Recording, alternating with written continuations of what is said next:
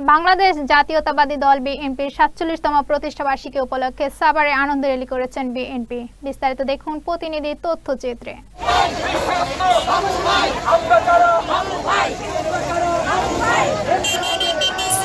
বাংলাদেশ জাতীয়তাবাদী দল বিএনপির ৪৭তম প্রতিষ্ঠাবার্ষিকী উপলক্ষে সাভারে আনন্দ র্যালি করেছে বিএনপি। বিকেলে সাভারের পাকিজা এলাকা থেকে একটি বর্ণাঢ্য র্যালি বের করেন বিএনপির কেন্দ্রীয় কমিটির সহপরিবার কল্যাণ বিষয়ক সম্পাদক ডাক্তার দেওয়ান মোহাম্মদ সালাউদ্দিন বাবু। এ সময় র্যালিটি ঢাকা আরিচা মহাসড়ক প্রদক্ষিণ করে একই স্থানে এসে শেষ হয়।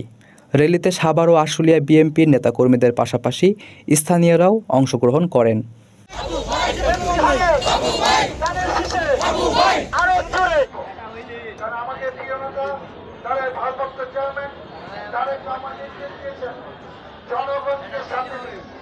জনগণের কল্যাণ হয় এমন কাজই নির্বাচনে আগ পর্যন্ত অব্যাহতভাবে করতে হয়।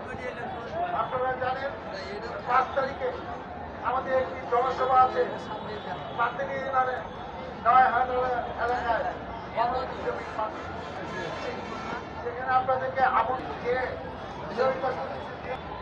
আরেকটি হলো